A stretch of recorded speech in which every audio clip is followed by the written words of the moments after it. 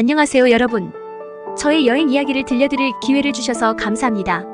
여행은 새로운 경험을 얻고 더 넓은 시각으로 세상을 바라보는 좋은 기회입니다.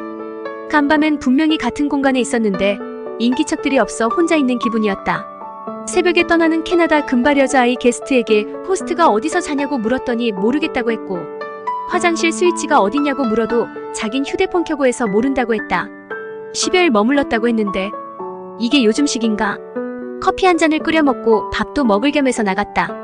여기저기 찾다가 유리창에 붙어있는 메뉴를 보고 있으니 여고생 같은 종업원이 바로 나와 내가 묻고 싶은 말을 아주 정확하게 알려줘 바로 끌려 들어갔다. 그냥 햄버거 세트인데 음료 포함 6파운드가 조금 안 나온 가격이었다. 동네 최저가 집인 셈인데 다른 곳에 비해 손님이 많았다. 바로 만들어주기 때문에 더 맛있고 부드러운 것을 먹었지만 마음은 딴청을 부리게 된다. 식후 돛대를 마저 흡연하고 이젠 금연 모드로 전환하기로 마음을 다졌다. 그래도 담배 가격은 궁금해서 검색해보니 한 갑에 17,000원 정도로 나왔다. 금연에 확실히 도움이 되는 정보였다. 터키는 한 갑에 2,500원, 그리스는 우리보다 조금 비싼 5,500원 선에 비하면 물가를 비교를 해도 놀랍다. 터키는 금연자가 가면 안 되고 영국은 흡연자가 오면 안 되는 곳이다. 높은 담배값이 금연에 큰 도움이 되긴 했다. 영국의 내셔널 갤러리, 국립박물관 등은 입장료가 무료인데 많은 것을 약탈해 온 거라 그럴 수도 있겠다. 어쨌거나 관광객에겐 너무나 좋은 것이다. 오늘 방문한 미술관은 무료인 것에 비해 너무나 훌륭한 곳이었다. 세계 3대 미술관이니 뭐가 더 말이 필요하겠나?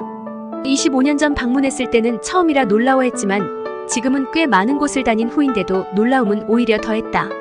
익숙하게 듣던 화가가 보이면 반가웠고 왜 그들이 유명한지 나타내주는 독특한 화풍을 감상할 수 있었다. 한 달 넘게 여기저기 다닌 덕에 그림에서 나오는 풍경들이 낯이 익어 왜 그림들의 배경이 이렇게 그려졌는지도 이해할 수 있었다. 되는 대로 가능한 많이 사진을 찍어가며 보고 있었는데 사진 찍는 것도 힘이 들자 이 많은 게 진품일까 의심이 들기 시작했다. 몸이 피곤하면 이게 맞아? 이럴 필요가 있을까? 이런 질문을 계속하게 됐다. 그래도 변경이 힘든 건 이번은 마저 끝내고 다음엔 하지 말자란 생각을 해서 그렇다. 영화에서 도둑들이 이번을 마지막로 끝내고 손 씻겠다고 할 때 답답해하며 당장 그만두면 되지. 안타까워했던 게 내게도 똑같이 나타났다. 관성의 법칙은 여기서도 적용이 된다. 마무리를 잘하는 건 이렇게 어렵다. 아직 먼 일이라고 믿고 싶지만 아무도 알 수 없는 내 마지막도 잘 그만두고 싶다. 대승적 차원은 택도 없는 인품이고 지극히 개인만을 위해서 자다가 종아리에 쥐가나 전기 고문으로 근육이 타는 느낌의 고통까지 감수하며 다닌다. 발에 굳은 살은 외부를 향하지 않고 내 속으로 향해 고통이 더 늘어나고 있다. 경험해본 적이 없어 대처가 어렵다. 좋으면 안 좋은 일도 같이 일어난다. 작용 반작용은 어찌도 일이 정확하게 나타나는지. 이러다 대단한 물리학자 나겠다. 소파에 앉아 쉬어가며 구경을 했다. 그래도 누적된 필요로 원기가 회복되지 않았다. 겨우 관람을 끝냈을 때쯤 기획 전시가 남았는 걸 표시로 보고 안 보면 그만인 것을 좌절에 가까운 기분으로 몸을 질질 끌고 갔다. 마음이 시켰다. 고마해라 성한 몸으로 돌아가려면. 로봇이 자동 스캔하듯 둘러보고 서둘러 나와서 맞은편 건물 계단에 앉아 발 마사지를 했다. 태국 전문 마사지사가 와도 못 풀 난제란 생각이 들었다. 팔꿈치를 윗계단에 받치고 눕듯이 앉아 트라팔가 광장을 바라보고 있었다. 그러고 있는 나를 제3인칭 관찰자 시점으로 봤다. 마음은 어딜 가나 언제나 똑같은데 배경만 달라진 느낌이 들었다. 술 마시는 걸로 비교하면 1차를 요리랑 맛있게 먹고 2차도 새롭게 입가셔가며 취향에 젖어 즐기고 3차쯤 되면 양주인지 와인인지 맛도 분위기도 모르고 술이 술 먹는 상황에 그 다음날 자기 한 말 기억은 못하고 상대에게 들었던 원한서린 밀들만 기억이 날 듯 말 듯한 상태가 되기 전인 듯 했다. 평소랑 비교해보면 아직 블랙아웃 될 때까진 시간이 남았다. 고통스러운 식사 때가 돌아왔다. 검색하다 보니 근처 차이나타운이 있어 그쪽으로 향했다. 북경오리부터 딤섬 등 여러 가지가 있었는데 중국집 혼자 가서 탕수육 양장피 2개 시켜 먹는 것. 본 적 없듯이 나도 뭘 하나 시켜야 되는데 짬뽕과 짜장이 없는 중국집이라 어딜 갈지 힘들어했다. 그러던 중 현금만 받지만 네가 원하는 만큼 먹고 14.5파운드 문구가 보였다. 사람도 많아 보였고 한국에서 점심 한식 뷔페 다녀본 적 있어 들어갔다. 매번 음료를 시키니 음료값이 식비에 부담이 된다. 그래서 매번 맥주를 시켜 메뉴를 식사 대신 안주용으로 대체를 시켰다. 뷔페여도 종류가 많지 않았다. 게다가 난 고기류보다 야채로만 집어와 먹었다. 그나마 포장할 땐 5개 이상 가져가지 말라는 주의 표시가 있는 중새우볶음을 7개 정도 먹었다. 2접시 정도 먹고 물러섰다. 그때 중국풍 패션의 커플의 대화가 슬쩍 들리는 둥 마는 둥 했는데 식당 종업원한테는 중국어로 하고 자기들끼리는 듣기가 어려운 한국말을 했다. 조선족인 듯 싶었는데 관광으로 왔나? 아님? 궁금해도 꾹 참고 지나쳤다. 같은 한국어라도 억양과 강세가 다르니 듣기 쉽지 않다. 시간이 좀 더 흐르면 아예 못 알아듣지 않을까? 노인들의 핫플레이스 종로 3가가 한때 영화관으로 사람이 미어터질 때 없어진 단성사부터 을지로에 있는 명보극장까지 6개 정도 극장 중 피카디리 극장이 제일 인기가 있었는 걸로 알고 있다. 난 처음엔 피카다리로 잘못 알았었는데 친구들이 내가 말장난으로 그러는 줄 알았는지 무식하다고 놀리진 않았었다. 런던의 피카디리 광장을 다시 보게 됐고 큐피트 동상 아래서 어설픈 비보잉을 보는 듯 많은 듯하며 앉아 있었다. 기억으로는 큐피트 동상이 4인판 기둥에 붙어있는 시답자는 곳이었는데 내 기억이 잘못됐는지 이번에 보니 크진 않지만 사람들이 여기저기서 몰리고 지나치고 하는 것이 타임스퀘어 같은 분위기였다. 집으로 갈까 말까 생각하며 앉아 있었고 변덕스러운 영국 날씨는 서늘해졌다. 집에 갈 이유가 하나 더 생겨 일어났고 조금 덜 걸어서 가려고 피카디리역에서 타서 한정거장 뒤에 환승하기로 했다. 지하철로 잘 찾아 탔지만 환승하러 가는 길은 지상에서 걷는 길보다 짧지 않았고 계단도 많고 해서 오히려 더 힘들었다. 피카디리를 다시 피카다리로 읽게 될 듯 했다. 환승하고 25분 정도 걸리는 길은 졸음으로 정신이 없었다. 잘 내렸고 2일 연장을 하고 싶었는데 미리 예약된 게스트 때문에 하루만 연장이 됐다. 이럴 바엔 차라리 다른 곳을 찾는 게 더 나은데 현금으로 연장한 금액을 지불하려고 우체국 ATM기로 갔더니 프리캐시라고 적혀 있었다. 터키의 출금 수수료가 7%였기 때문에 반신반의하고 이용했더니 수수료 없이 출금이 됐다. 런던은 물가는 무지 비싸지만 이상하게 편안함을 주는 게 신기하다. 비싼 만큼 믿고 의심을 덜해도 돼서 그런 것 같다. 저녁이라기에 조금 늦게까지 덜어 누운 채 9시 45분까지 졸면서 몇 줄 쓰다 일찍 잠들었고 새벽 잠 깨서 이러고 있다. 다시 잘 자고 느지막이 일어나면 좋겠다. 새벽에 깼다가 다시 깨도 새벽이었다. 약간 서늘한 기온 덕에 깊이 잔 기분이 들었다. 깨끗한 침구의 특징인 서걱거리는 소리가 신선했고 여름 낮잠 후에 고리띵한 기운은 없었다. 숙소 옆에 기아 자동차 렌탈숍이 크게 있었다. 렌탈 기준이 뭔지 모르겠지만 대중교통 이용료에 비하면 싼 듯 보였다. 이른 아침에 커피랑 사과를 먹어 크게 배가 고프지도 않았는데 끼니 때우는 것도 스트레스라 근처 맥도날드로 가서 팬케이크랑 널쩍하게 생긴 고기 패티를 핫초코랑 먹어두었다. 한국에선 절대 안 먹는 메뉴로 배를 채웠다. 배달 손님들이 많았고 우버이츠 배달원들도 엄청 많았다. 근처에 회사가 좀 많은 듯 했다. 영국이 샌드위치가 유명하고 뉴요커가 공원에서 음식을 먹는 걸 보면 자유분방한 모습이라 생각했던 것과 달리 비싼 외식비 탓인 걸로 확증 편향하기로 했다. 배가 부르니 이틀 연장할 숙소를 결정 못한 게 찝찝한 마음이 되어 올라왔다. 기본 생활의 필수품 순위는 의식주는 식주의로 됐다. 신중히 잘 골라서 예약을 했는데 호스트가 예약날 자기 일이 있는데 실수로 신청을 받았다며 예약 취소 의사를 표했다. 처음 겪다 보니 엉겹결에 거절을 한 후 이래봐야 좋을 건 없지 생각이 들었다. 내가 에어비앤비 사용법을 몰라서 그리고 전했고 겨우 취소가 결정됐다. 고민 끝에 결정한 게 수포로 돌아가자 에라이 모르겠다. 나중에 하지. 내일 필요한 숙소를 미루는 짓을 했다. 원래 안 하면 안 했지 하면 재촉해서 하는 편인데 내가 컨트롤할 게 없는 지금은 그럴 수 없었다. 낮 12시가 다 되어 런던탑과 타워브리지가 같이 있는 곳으로 갔다. 날씨는 해가 났다 구름이 꼈다 수시로 변했고 기온도 따라 변했다. 마침 경량 패딩을 챙겨와서 입었다 벗었다 했다. 출발 전 오버 같다고 생각해도 챙겨온 옷들이 제 기능을 다하는 기회였다. 5월 말인 지금 런던의 옷차림은 사계절이 다 있다. 런던 브리지 지하철에서 내려 런던탑으로 걸었다.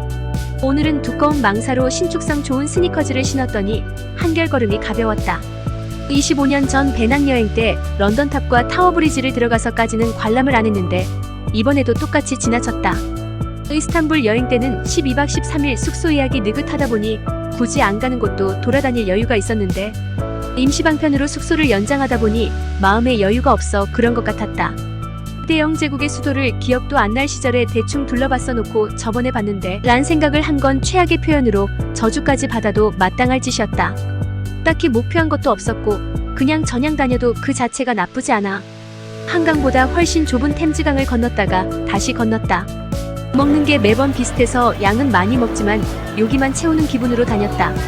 강변에 검은색으로 고풍스러운 바가 있어 기웃거리다 들어갔다.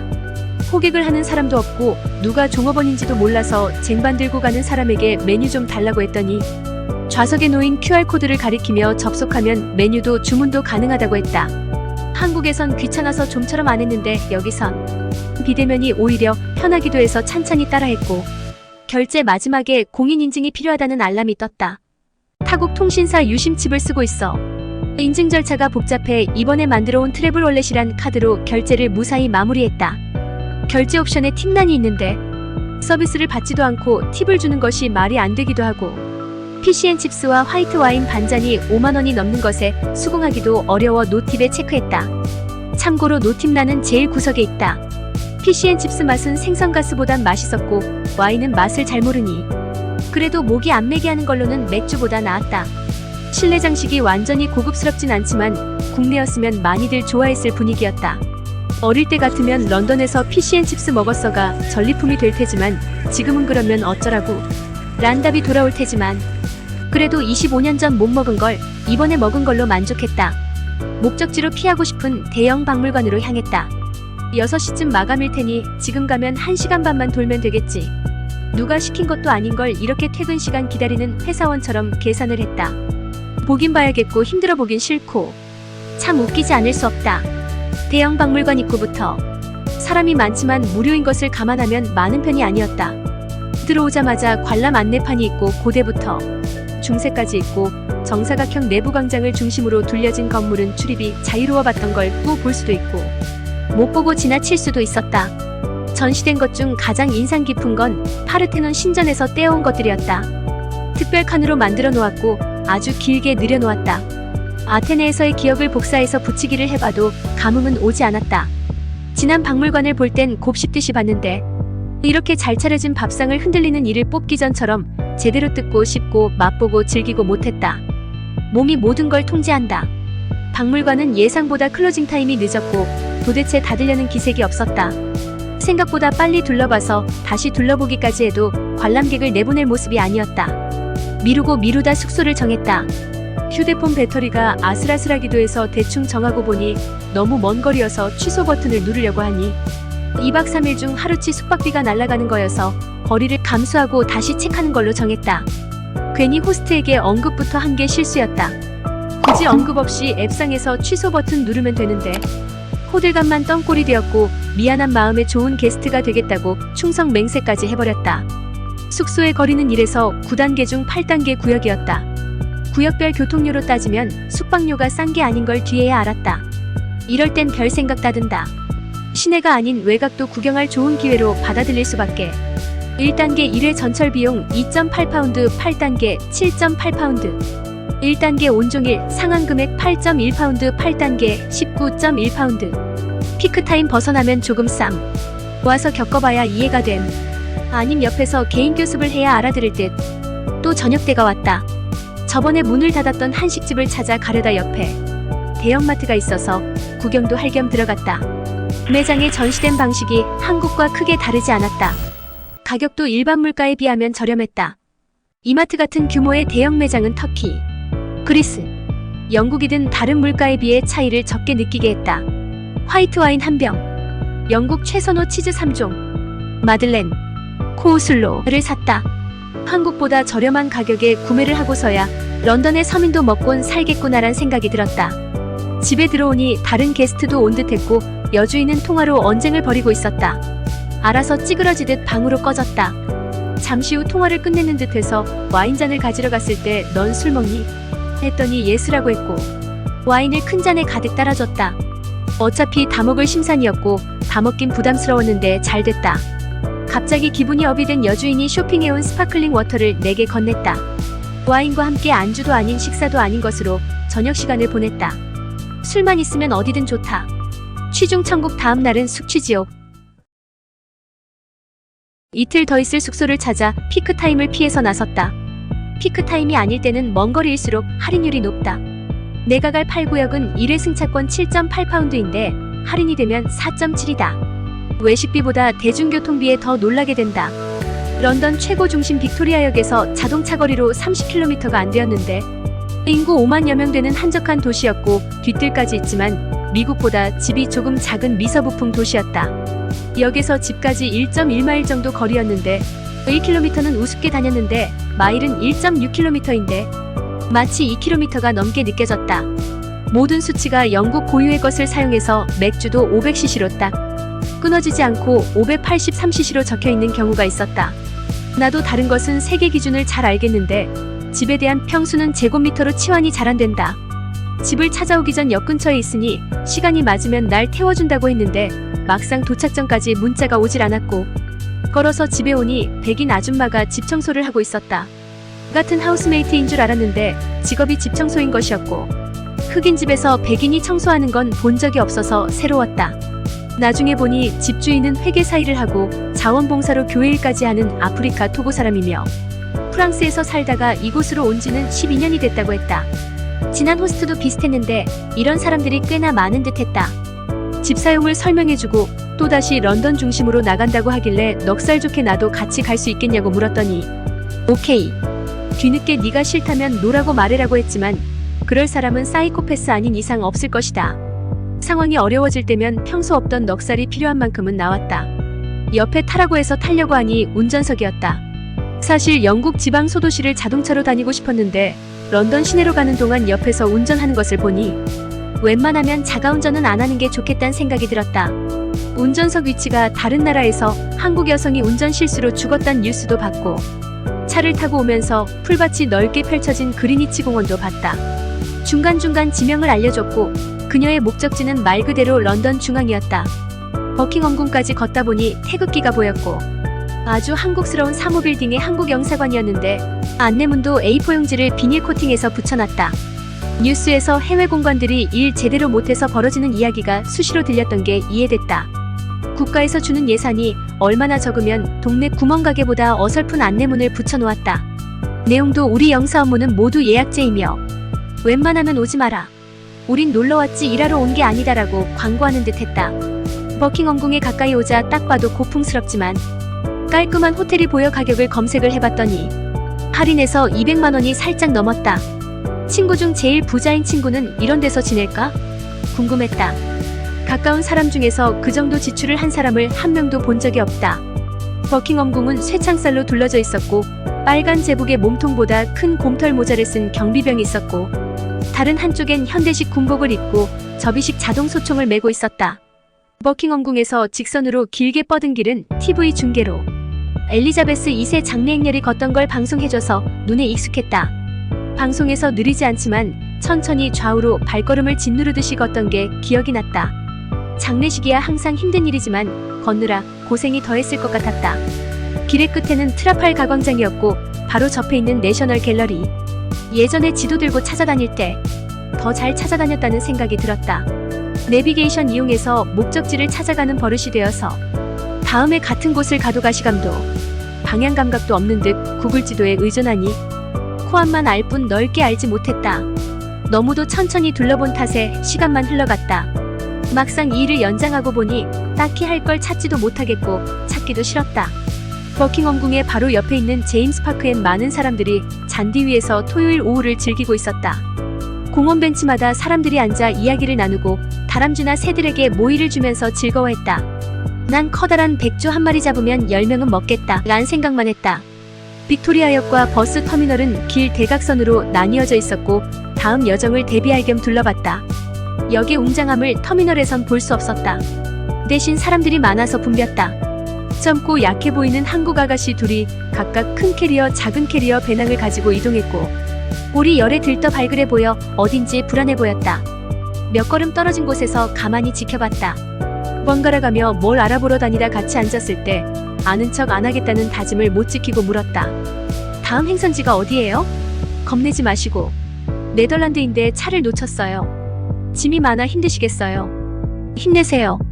하나마나 한 이야기를 한 셈이었다. 좀 더 꼰대로 나서 둘이 여행하면 힘들고 어쩌고 저쩌고 안 한 걸 다행이다 생각했다. 돌아오는 기차를 타고 동네로 돌아왔더니 여기저기 마을 사람들이 모여 소박하게 열기 없는 토요일 밤을 즐겼다. 나도 목적 없이 런던 중심을 돌게 아니라 이 동네를 돌 걸 그랬나 보다. 속옷 몇 개 빨겠다고 세탁기 사용한다니 표정이 별로 안 좋다. 집 사용 설명할 땐 편히 사용하라고 오버스럽게 말하고 매번 뭐 좀 쓴다면 인상이 바뀌는 느낌이 든다. 호스트 중에 게스트 신경 확실히 쓰는 방법은 눈에 안 보이거나 작은 거라도 해결을 해줘야 하는 것. 보통의 경우도 다 같다. 결과를 내줘야 한다. 숙소 주변 저수지 같은 곳으로 산책을 나갔는데 밤새 낚시를 했는지 텐트가 여러 개 있었다. 누구 하나 잡은 것 같진 않은데 뜰채는 최소 참치는 건져 올릴 수 있을 듯 보였다. 지루해 보일 정도로 참 평화로운 곳이었다. 결국 런던 중심으로 이동했다. 지도에 보이는 걸로 봐서 하이드파크는 매우 컸다. 와이드파크로 이름을 지어야 할 것을 잘못 지은 듯 했다. 일권육하는 사람, 공놀이, 인라인 스케이트 타는 사람, 뱃놀이 하는 사람이 많아도 넓은 공원이라 붐벼 보이질 않았다. 동선을 파악해서 가까운 자연사 박물관을 들어가려고 했더니 무료인데도 예약이 있고 현장에서도 QR코드 접속도 해야 해서 바로 옆 엘버트 뮤지엄에 갔다. 종합백화점처럼 다양하게 전시가 되어 있어 구경하는데 시간이 모자랄 정도였다. 나중에 직원들의 마감 안내로 밀려나오듯 차를 떠나게 됐다. 런던에서 전시 장소 중 하나를 본다면 엘버트 뮤지엄을 보는 게 최고일 듯 했다. 통신 상태 안 좋은 2성급 호텔에 가방 보관 서비스 받으면서 아파트 거실만 했고 로비에서 시덥잖은 이야기를 꽤 썼는데 다 날라갔다. 시덥지 않아 그냥 패스. 신호등이 길 건너편이 아니라 내 바로 앞에 있다. 눌러놓고 신호가 바뀔 때까지 기다렸다 건너야 하는데 아무도 지키지 않는다. 그래서 사람이 없을 때 파란불이 뜬다. 우회전 때 잠시 멈춤을 안 지킨다고 난리를 피우는데 여긴 어떤지 궁금하다. 멈춤 신호가 반가워지는 것 보니 돌아갈 때가 됐다. 밤 11시 59분 출발 버스라서 늦게 체크아웃 하려고 했는데 오히려 일찍 일어나 서둘러 나왔다. 호스트는 내가 깬 시간에 잠이 들어 인사도 못하고 나왔다. 어느 순간부터 호스트와 기념사진도 생략하고 있다. 일단 짐부터 맡기고 움직였다. 2성급 호텔이 짐 보관 서비스가 보험 적용 6.5파운드였다. 몸을 가볍게 하고 점심 주문 후 웨스트민스터 사원에 가려고 예약을 하다 보니 곧 마감이란 안내가 나왔다.